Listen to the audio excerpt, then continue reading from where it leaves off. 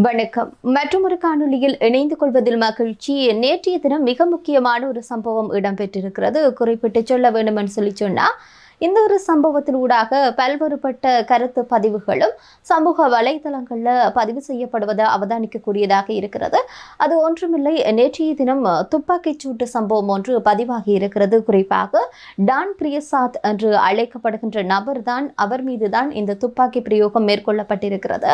அவர் குறித்தான பின்னணிகளும் அவர் எதற்காக கொலை செய்யப்பட்டிருக்கின்றார் என்பது குறித்தான சில ஊகங்களும் சமூக வலைதளங்களாகட்டும் சில ஊடகங்களாகட்டும் பல்வேறுபட்ட கருத்துக்களை காணக்கூடியதாக இருக்கிறது. அந்த வகையில் இந்த டான் பிரியசாத் யார், அவரினுடைய பின்னணி என்ன, அவர் எதற்காக கொலை செய்யப்பட்டிருக்கலாம் என்கின்ற பல்வேறுபட்ட கருத்துக்களும் எழுந்திருக்கின்றன. அவை தொடர்பாகத்தான் இந்த காணொலியில விரிவாக பார்க்க போகின்றோம்.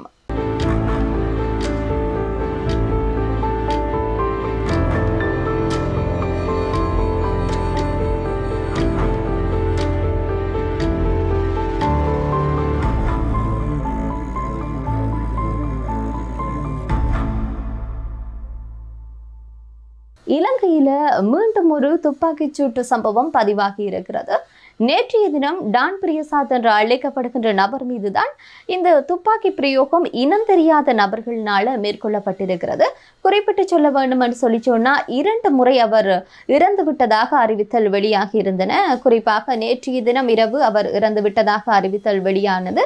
எனினும் குறிப்பிட்ட சில மணி நேரத்திற்குள்ளேயே அவர் இறக்கவில்லை என்கின்ற செய்தியும் போலீஸ் ஊடக பிரிவினரால் உடனடியாகவே அறிவித்தல் விடுக்கப்பட்டிருந்தது.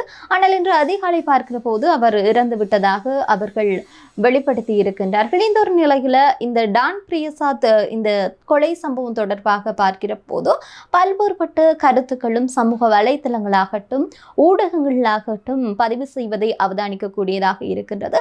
அதிலும் குறிப்பாக சிங்கள மக்கள் மத்தியிலும் சிங்கள ஊடகங்கள் மத்தியிலும் அவர் ஒரு சமூக செயற்பாட்டாளர் என்று சொல்லி அடையாளப்படுத்தப்பட்டிருக்கின்றார். அதே நேரத்தில் இவர் இறந்துவிட்ட செய்திகள் கேள்விப்பட்ட தமிழ் ஊடகங்களையும் அவர் ஒரு சமூக செயற்பாட்டாளர் என்ற ரீதியில தான் அடையாளப்படுத்தப்பட்டிருக்கின்றார்.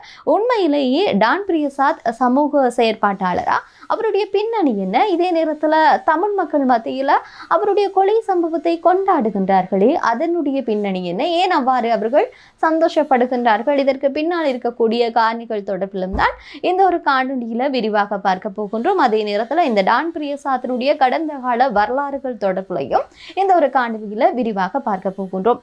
இதே நேரத்தில் பார்க்கிற போது இவர் மஹிந்த ராஜபக்ஷனுடைய மிக முக்கியமான ஒரு விசுவாசி என்று சொல்லப்படுகிறது. அதே நேரத்தில் மஹிந்த ராஜபக்ஷனுடைய மகனான நாமல் ராஜபக்ஷனுடைய மிக நெருங்கிய ஒரு நபராகவும் கருதப்படுகின்றார். மேலும் இந்த சிறுபான்மையினர் மத்தியில ஒரு வெறுப்புணர்வுகளை ஏற்படுத்தக்கூடிய நபர்கள்ல குறிப்பாக சொல்ல போனால் இந்த ஞானசார தேரர் போன்ற நபர்கள் எல்லாம் இருக்கின்றார்கள் தானே, அப்படிப்பட்ட நபர்கள்ல மிகவும் முக்கியமான ஒரு நபராகவும் டான் பிரியசாத் இருக்கின்றார். இந்த நிலையில அவருடைய கடந்த காலங்களை பார்க்கிற போது அவர் பல்வேறுபட்ட வன்முறை சம்பவங்களையும் குறிப்பாக இந்த போதைப் பொருள் கடத்தல்காரர்களுடன் தொடர்புடைய கூட கருதப்படுகின்றார். அதே நேரத்தில் பல இந்த ஒழுங்கமைக்கப்பட்டுள்ள குழுக்களுடைய செயற்பாட்டினுடைய முக்கிய நபராக கூட இவர் இருந்திருக்கின்றார். போலீஸ்காரர்களை கூட அச்சுறுத்தி இருக்கின்றார். பல்வேறுபட்ட சம்பவங்களை செய்து கைது செய்யப்பட்டிருக்கின்றார். ஆனால் முக்கிய நபர்களுடைய கருத்துக்களுக்கு இணங்க அவர் விடுதலை செய்யப்பட்டிருக்கின்றார் பிணையில. இப்படி அவர் மீது ஏகப்பட்ட வழக்குகளும் இருந்திருக்கின்றன.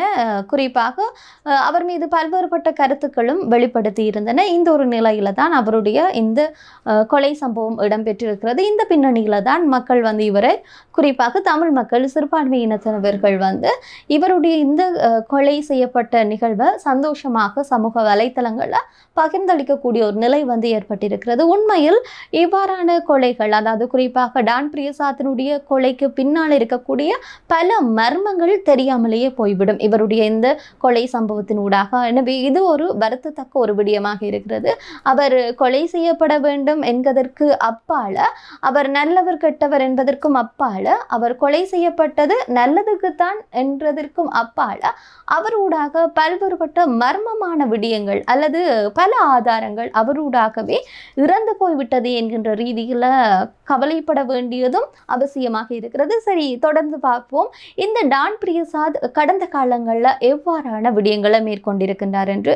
அதன் அடிப்படையில் பார்க்கிற போது இவருடைய கடந்த காலங்களில் பார்க்கிற போது குறிப்பிட்டு சொல்ல வேண்டும் என்று சொல்லி சொன்னால் முஸ்லீம்கள் மேற்கொள்ளப்படுகின்ற சில போராட்ட காலங்களின் போது இவருடைய சில வெறுப்புணர்வை தூண்டக்கூடிய வகையில் இல்லாட்டி சிங்கள பேரினவாதத்தை எழுச்சி பெறுகின்ற வகையில் எழுச்சி பெற வைக்கின்ற விதத்திலையும் இவருடைய சமூக வலைத்தள பக்கங்களில் அதிகளவான கருத்துக்களை பார்க்கக்கூடியதாக இருந்தது. அது மட்டுமன்றி ராஜபக்ஷ குடும்பத்தின் மீது அதீத ஒரு விசுவாசம் கொண்டவராக கூட இருந்திருக்கின்றார். ராஜபக்ஷ குடும்பத்தை பற்றி ஏதாவது ஒரு கருத்துக்கள் வெளிப்படுத்துகின்ற போது உடனே அதற்கு எதிராக எதிர்வினை ஆற்றக்கூடிய ஒரு நபராக இருந்திருக்கின்றார். அதற்கு எதிராக குரல் கொடுத்திருக்கின்றார். அவருடைய சமூக வலைத்தள பக்கங்கள்ல குறிப்பாக பேஸ்புக் பக்கத்துல அதிகளவாக அவர்களுக்கு சார்பான ரீதியில கருத்துக்களை அள்ளி வீசி இருக்கின்றார். இப்படிப்பட்ட ஒரு நபராகத்தான் இந்த ஒரு டான் பிரியசாத் இருந்திருக்கின்றார். இந்த அடிப்படையில பார்க்கிற போது இவருடைய கடந்த கால விடயங்கள் தொடர்பாக பார்க்க வேண்டியதும் அவசியமாக இருக்கிறது. அந்த வகையில் இவருடைய கடந்த காலங்கள் தொடர்பாக பார்க்கிற போது மிக முக்கியமாக ராஜபக்ஷ குடும்பத்திற்கு எதிராக யார் கருத்துக்களை வெளிப்படுத்தினாலும் போராட்டங்களை மேற்கொண்டாலும் அதற்கு எதிராக எதிர்வினை ஆற்றக்கூடிய ஒரு நபராகத்தான் இந்த டான் பிரியசாத் இருந்திருக்கின்றார். இவருடைய கடந்த காலத்தை பார்க்கிற போது 2016ஆம் ஆண்டு முஸ்லிம்கள் ஒரு போராட்டத்தை முன்னெடுத்திருக்கின்றார்கள். அந்த போராட்டத்துல அவர்களை வெட்டி கொள்ளுவேன் என்று சொல்லி நேரடியாகவே அவர் பகிரங்கப்படுத்தி இருந்தார். அவருடைய சமூக வலைத்தளங்களையும் இதனை வெளிப்படுத்தி இருந்தார்.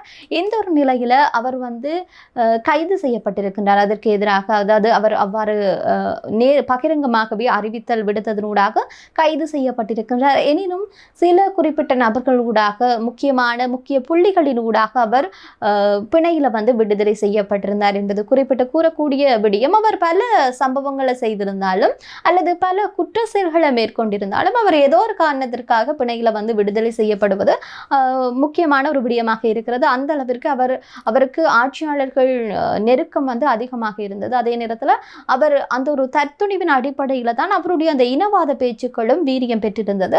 இப்படிப்பட்ட ஒரு நிலையில அவருடைய கடந்த காலங்கள் பற்றி பார்க்கிற போது 2019ஆம் ஆண்டு ஒரு தாக்குதல், அதாவது திகன தாக்குதல் சம்பவத்துல மிக முக்கியமான ஒரு நபராக இருந்தார்.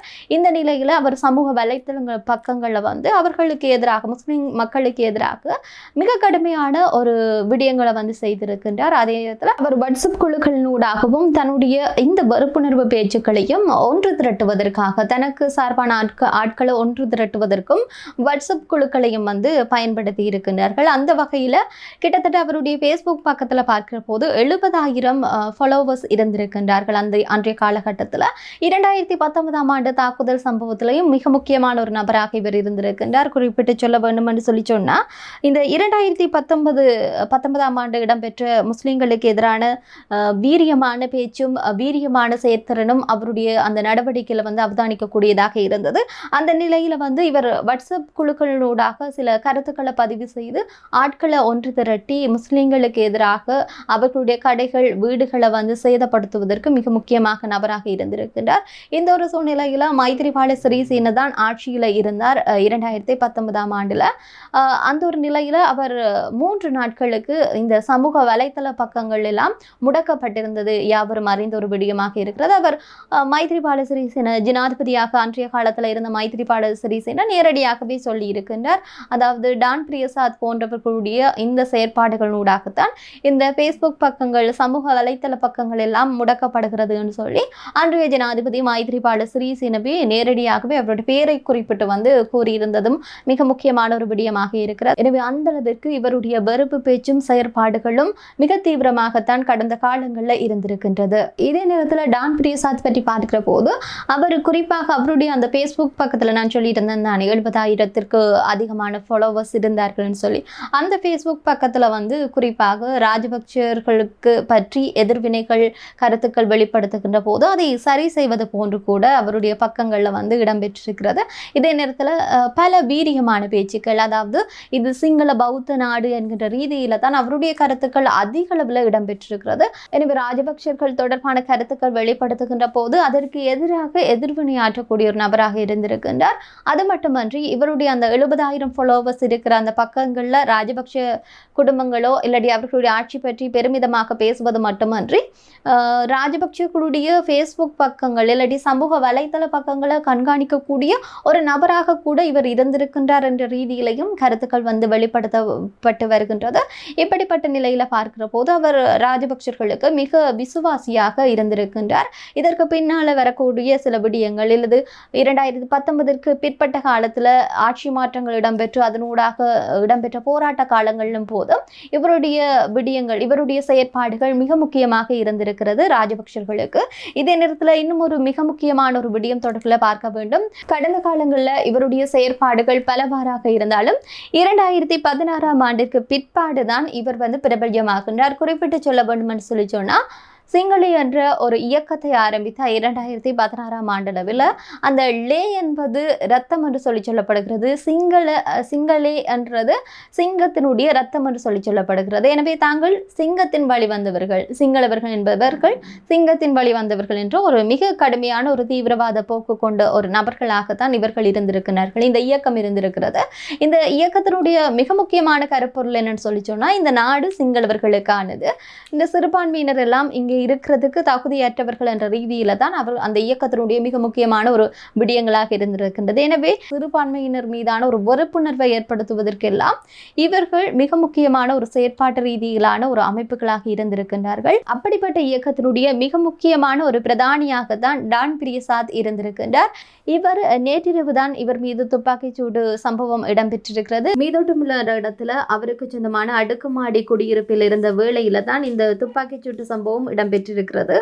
எனவே காயமடைந்த அவரை கொழும்பு தேசிய வைத்தியசாலைக்கு அனுமதித்திருக்கின்றார்கள். இறந்ததாக சொல்லி இருக்கின்றார்கள். ஆனால் குறிப்பிட்ட சில மணித்தியாலங்களிலேயே அவர் இறக்கவில்லை என்று சொல்லி அந்த அறிக்கை மீள பெற்றுக் கொண்டிருந்தது.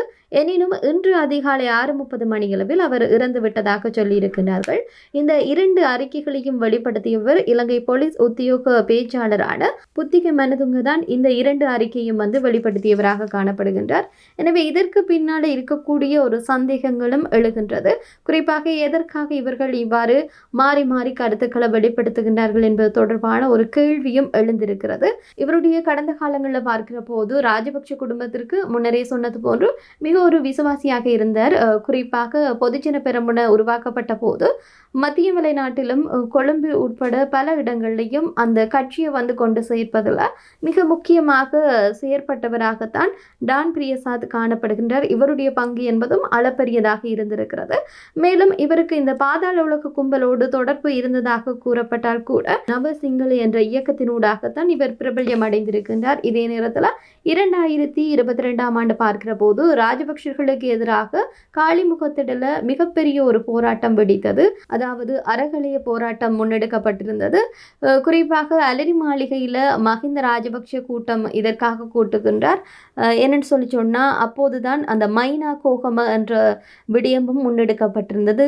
மஹிந்த ராஜபக்ஷ பிரதமராக பதவி வகித்தார். எனவே கோட்டபய ராஜபக்ஷ மட்டுமன்றி மஹிந்த ராஜபக்ஷவும் பதவியில இருந்து ராஜினாமா செய்ய வேண்டும். அதே நேரத்தில் அலரி மாளிகையில இருந்தும் வெளியேற வேண்டும் என்ற ரீதியில மக்கள் கோஷங்களை எழுப்பியிருந்தனர். போராட்ட காலங்களில் பார்க்கிற போது போராட்டக்காரர்கள் கூடாரங்களை அமைத்துத்தான் போராட்டங்களை முன்னெடுத்தார்கள். எனவே அந்த கூடாரங்களை அடித்து நொறுக்குவதற்கு முற்பட்டார்கள். அவற்றிலே பிரதானமாக நபராக இருந்தவரும் இவராக காணப்படுகின்றார்.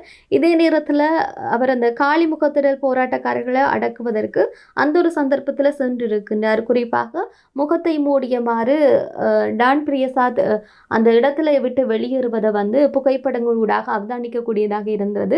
அந்த காலத்தில் அவருடைய புகைப்படங்களும் மிக முக்கியமாக வெளிவந்திருந்தன. இதே நேரத்தில் பார்க்கிற போது அந்த சம்பவத்தின் ஊடாக அவர் 9ஆம் தேதி மே மாதம் 9ஆம் தேதி கைது செய்யப்படுகின்றார். ஆனால் மே மாதம் 18ஆம் தேதியே அவர் விடுதலை செய்யப்பட்டிருக்கின்றார். இப்படியாக அவருக்கு ஆட்சியாளர்களுடைய ஆதரவு அதிகமாகவே இருந்திருக்கிறது. குறிப்பாக ராஜபக்ஷ குடும்ப ஆட்சிக்கு அனுசரணையாக கூட இவர் இருந்திருக்கின்றார். எனவே அவர்களுக்கு எதிராக ஆர்ப்பாட்டங்களை முன்னெடுக்கின்ற போது போராட்டக்காரர்கள் முன்னெடுக்கப்படுகின்ற போராட்டங்களை குழப்புகின்ற ஒரு முக்கியமான நபராக கூட இவர் இருந்திருக்கின்றார். இதே நேரத்தில் கொழும்புல முள்ளிவாய்க்கால் நினைவேந்தல்கள் நினைவேந்தப்பட்டது. அதே நேரத்தில் இனக்கலவர நினைவேந்தலும் முன்னெடுக்கப்பட்டிருந்தது. அந்த ஒரு சந்தர்ப்பத்தில் திட்டமிட்ட ரீதியில் அதை குழப்புவதற்காக முன்னின்று செயல்பட்டவர் இவராக இருக்கின்றார். அது தொடர்பான காணொளிகளையும் தற்போது பார்க்கக்கூடியதாக இருக்கும். குறிப்பாக அவருடைய அந்த இனவாத பேச்சு மிக அதிகமாக அந்த காணொளிகளில் வெளிப்படுத்தப்பட்டிருந்தது. இவ்வாறாக கோட்டபய ஆட்சியிலிருந்து வெளியேற வேண்டும் என்று சொல்லி போராட்டங்கள் முன்னெடுக்கப்படுகின்ற சூழ்நிலையில் இவர் என்ன செய்கிறாருன்னு சொல்லி சொன்னால் கோட்டபய ஆட்சியில் தொடர வேண்டும் என்று சொல்லி பௌத்த பிக்குகளை ஒன்றிணைத்து போராட்டத்தை வந்து முதலாக நடத்தியிருந்தார் என்பது குறிப்பிட்டு கூறக்கூடிய ஒரு விடயம். இவ்வாறாக ராஜபக்ஷ குடும்பத்தின் மீது அதிவிசுவாசத்தன்மையில தான் இவருடைய செயற்பாடுகள் அமைய பெற்றிருக்கிறது. மேலும் இந்த கோட்டபய ராஜபக்ஷ பதவி விலகியதன் பிற்பாடு குறிப்பாக போராட்டக்காரர்கள் அரசாங்கத்திற்கு எதிராக, ஆட்சியாளர்களுக்கு எதிராக கிளர்ந்தெழுந்தார்கள்.